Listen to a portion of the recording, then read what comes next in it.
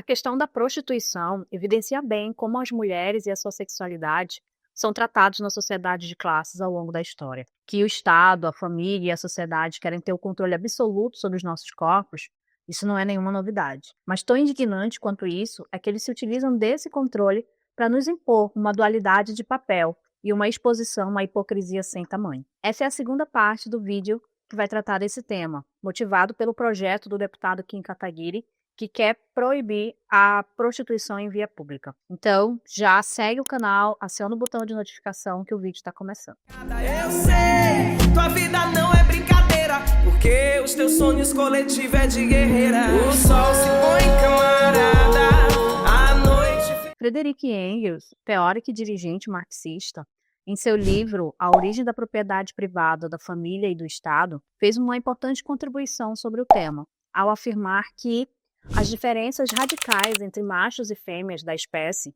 deu-se por questões além da biologia, por fora das diferenças naturais entre homens e mulheres, ou seja, foram pautadas por processos socioculturais e econômicos.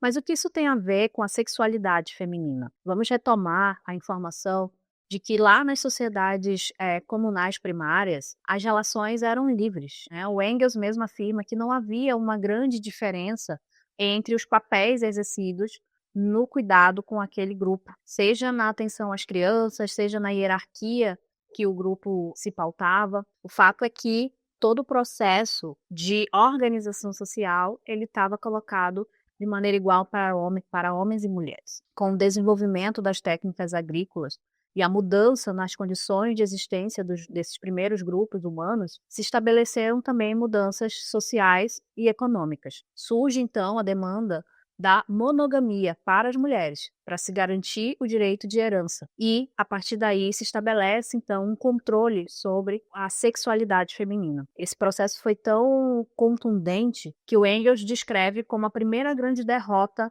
histórica das mulheres.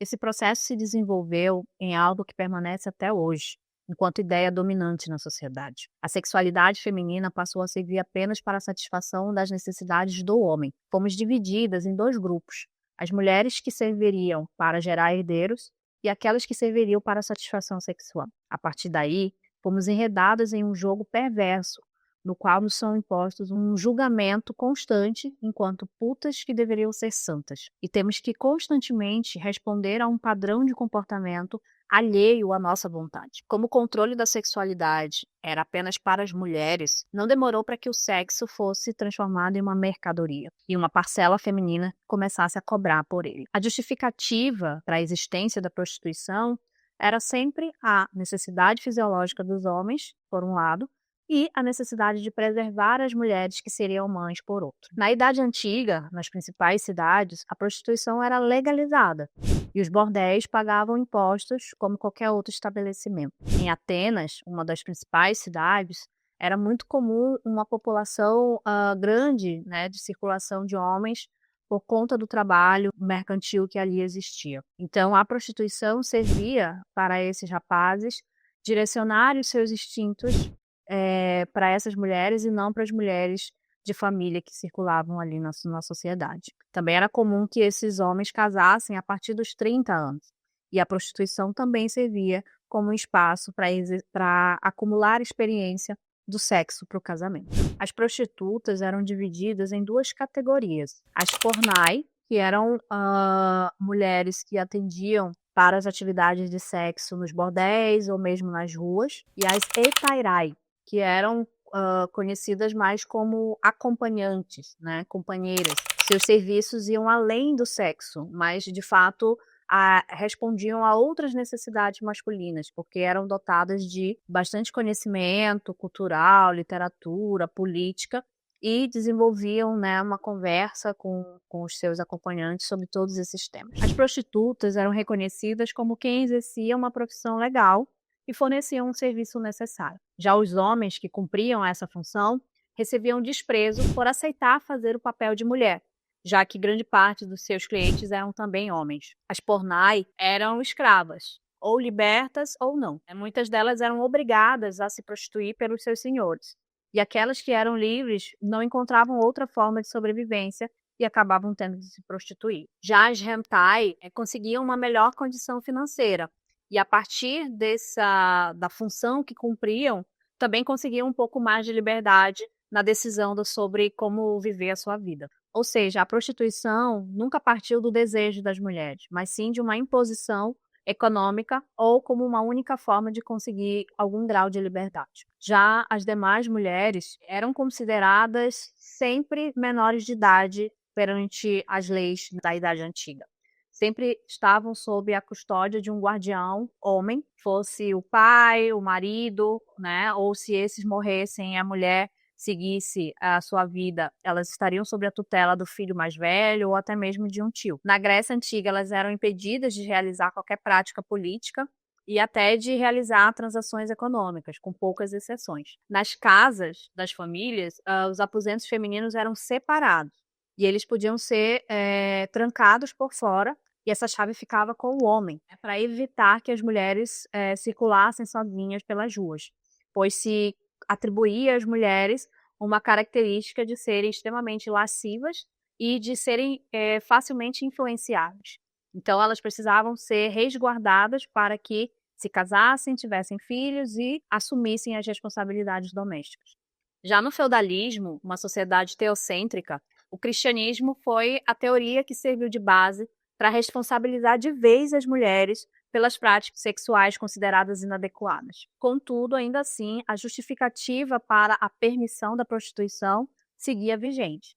Nesse caso, era considerado que o uso que os jovens faziam dos bordéis e das prostitutas preservava as mulheres respeitáveis de possíveis seduções ou até mesmo de estupros. Na lógica da igreja, se colocava que era melhor que o corpo de uma mulher que já tivesse se entregado ao pecado fosse utilizado para essas práticas do que as mulheres castas que seguiam as doutrinas da igreja. Ou seja, a prostituição seguia sendo uma prática necessária para a sociedade.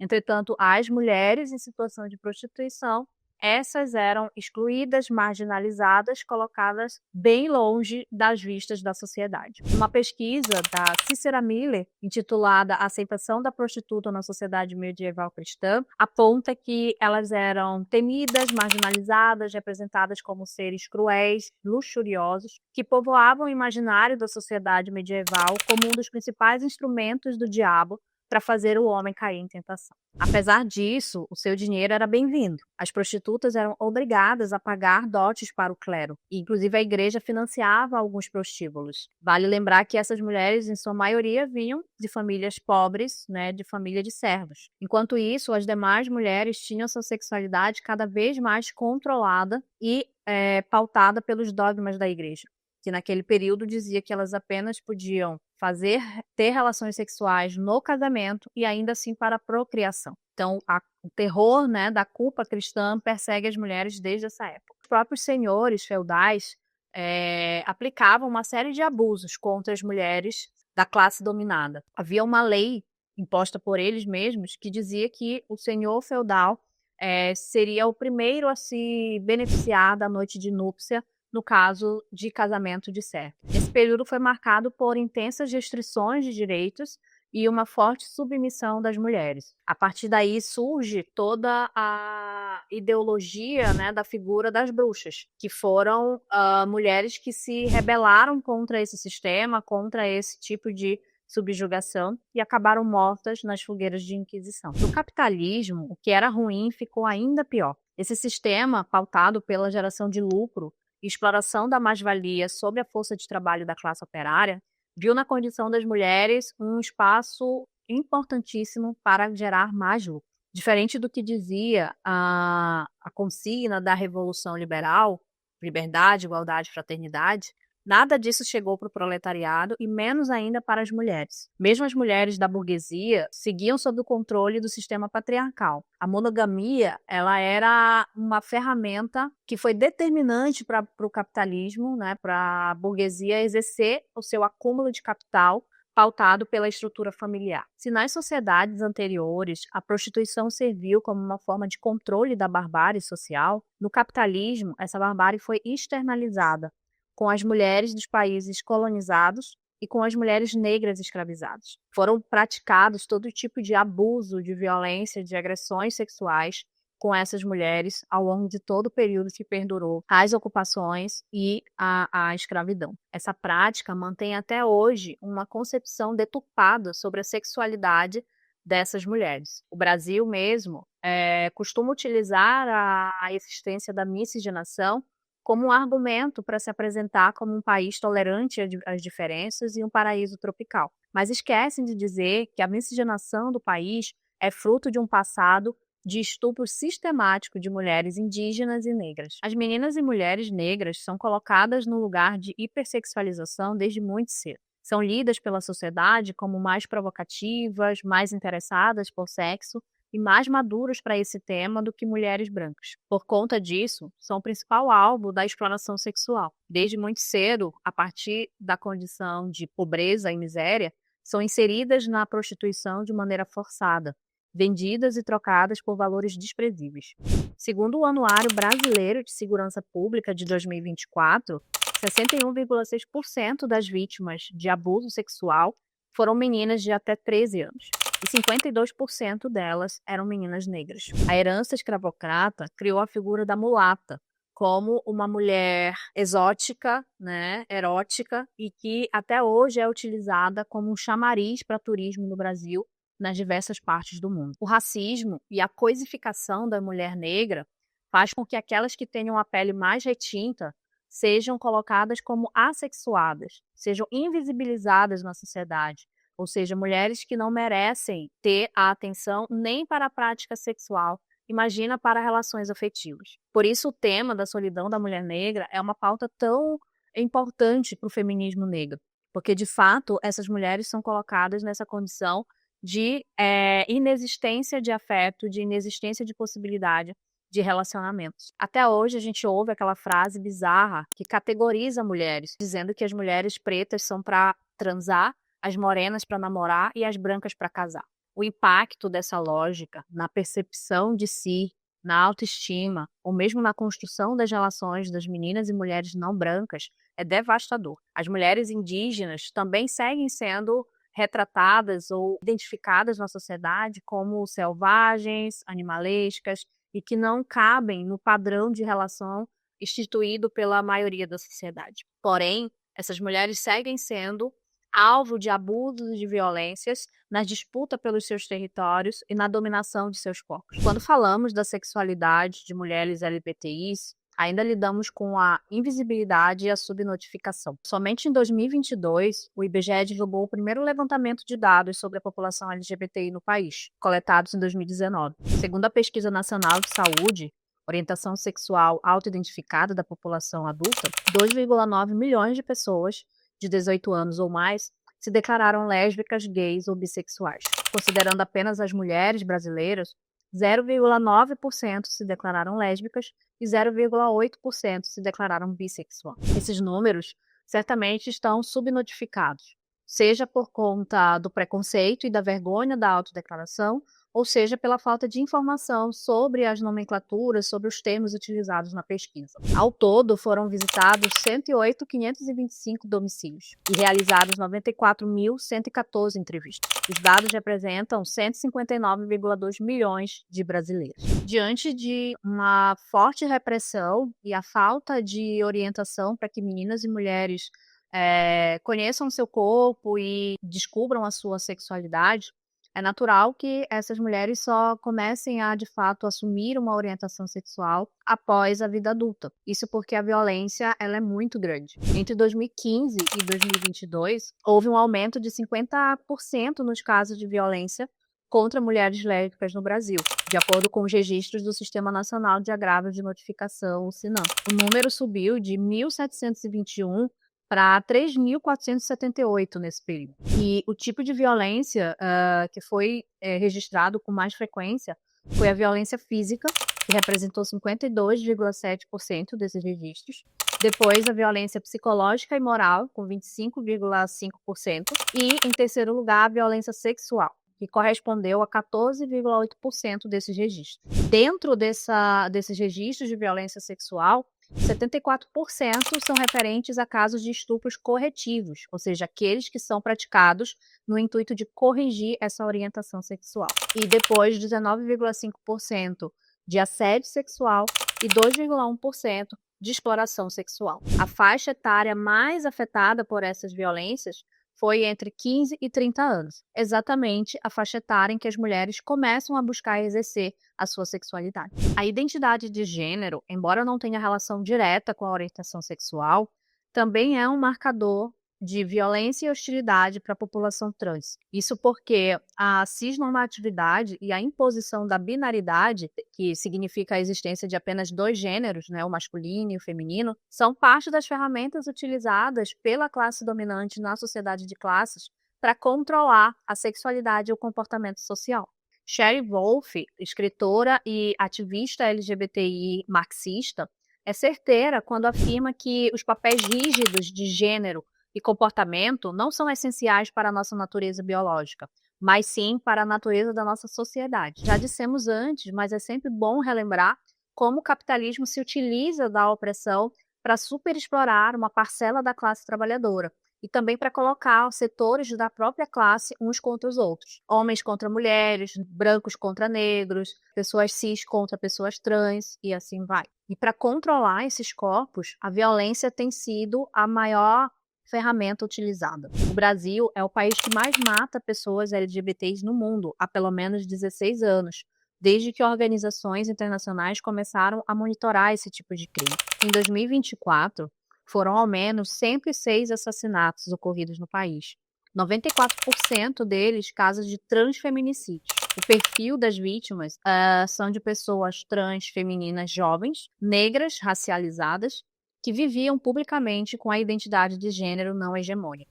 A faixa etária das vítimas variava de 19 a 40 anos, e 46% delas trabalhavam na prostituição. A discriminação, o preconceito e a hostilidade social, somados à violência física e psicológica, causam um efeito devastador na saúde mental dessa população, elevando os índices de suicídio entre as pessoas trans e LGBTs de um modo geral. A cisnormatividade e a heteronormatividade, que regem as relações sociais e impõem padrões de comportamento e identidades que muitas vezes não são compatíveis com a experiência de pessoas trans, intensificando o sofrimento e a exclusão. Enquanto políticas públicas de atenção à saúde mental da população LGBTI são urgentes, o que a gente vê são práticas de intervenção criminosas, como a cura gay, que intensifica a violência e o sofrimento dessa população. De um modo geral, faz muito pouco tempo que começamos a falar sobre desejo e a satisfação sexual feminina. E ainda estamos muito longe de garantir isso. Os nossos corpos são hipersexualizados desde muito cedo e somos retratados como objeto sexual nas propagandas comerciais, nos programas de TV, nos sites de pornografia. E tudo isso sob uma pressão absurda para seguirmos padrões estéticos cada vez mais inalcançáveis. Dados de 2005, fornecidos pela Junta Internacional de Fiscalização de Entorpecentes sobre medicamentos anorexígenos utilizados para o tratamento da obesidade, apontaram que 98,6% do Femproporex e 89,5% da anfepramona produzidos no mundo foram fabricados e consumidos no Brasil. A Anvisa revelou que entre 1988 e 2005 houve um aumento de 500% no uso dessas substâncias no país. Esses dados são de 20 anos atrás. Imagina atualmente com a influência das redes sociais e o acesso irrestrito da internet para acesso a uma série de produtos aí que se julgam milagrosos. Em 2023, o Brasil liderou o ranking de cirurgias plásticas em todo o mundo, de acordo com o levantamento anual da Sociedade Internacional de Cirurgia Plástica. Foram realizadas mais de 3 milhões de procedimentos estéticos no país, sendo 2 milhões com intervenção cirúrgica. E a gente acompanhou no último período uma série de casos de mulheres que morreram ao praticarem determinados procedimentos estéticos como esses, que se apresentavam como pouco invasivos, mas acabou tendo ali uma intercorrência que levou à morte dessas mulheres. E dessa forma, o sistema capitalista vai, ao mesmo tempo, controlando os nossos passos e lucrando com uma necessidade que ele mesmo criou. E a prostituição segue servindo para a manutenção da falsa harmonia social, sendo um recurso utilizado em tempos de guerra para direcionar o sofrimento psíquico dos soldados, sendo utilizada como forma de entretenimento para os operários em grandes construções, né, para amortecer o efeito da superexploração, assim como a violência sexual é prática naturalizada nos momentos de conflitos bélicos, de disputas territoriais. Não é nenhuma novidade as denúncias feitas nos países ocupados por tropas militares de crimes como esse. Foi assim no Haiti, é assim na Palestina, na Ucrânia. A Alexandra Kollontai, teórica e dirigente da Revolução Socialista Russa, aponta que no capitalismo as nossas relações afetivas e sexuais serão sempre pautadas pela contradição. Isso porque são contaminadas por essa lógica do lucro, da troca de vantagens e não pela relação de fato de afeto e de amor entre os seres humanos. Ela aponta ainda que é necessário romper com esse sistema, superar o sistema capitalista, para que a gente, de fato, avance numa reeducação das nossas relações e assim possa viver plenamente a nossa sexualidade e os nossos afetos. Por isso, no entendimento do marxismo, a nossa luta pela liberdade sexual e de gênero nada tem a ver com a regulamentação da prostituição, que, na verdade, é só uma conformação de toda essa trajetória que nos foi imposta até aqui. E a luta pela nossa liberdade sexual e de gênero é algo muito mais profundo que isso. Queremos a liberdade de fazer o que quiser com o nosso corpo, sem que isso represente valor monetário, sem que disso dependa a nossa sobrevivência, ou que a nossa satisfação sexual não seja atrelada à necessidade da nossa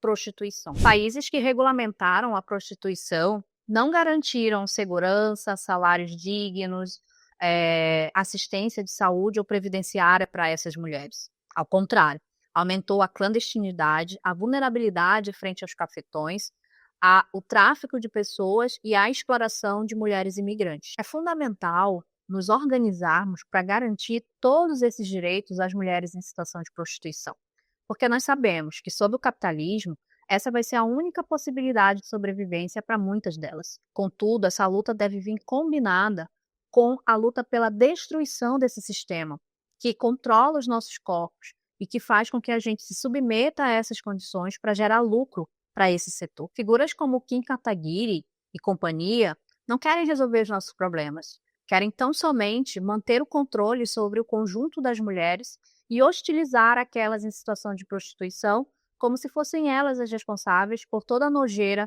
que alimenta a burguesia. Por isso, a nossa organização, com independência de governos e patrões, por uma luta de fato por direito social e pela superação desse sistema, é o caminho necessário para derrubar esse projeto apresentado pelo Kim Kataguiri e todos os outros ataques aos nossos direitos enquanto mulheres trabalhadoras. Então, o vídeo de hoje foi isso. Se você gostou, chegou até aqui, já curte, compartilha, chama mais gente para seguir o nosso canal, porque isso é muito importante, e já aciona o botão de notificação para receber os próximos conteúdos. Eu sei, tua vida não é brincadeira, porque os teus sonhos coletivos é de guerreira. O sol se põe, camarada.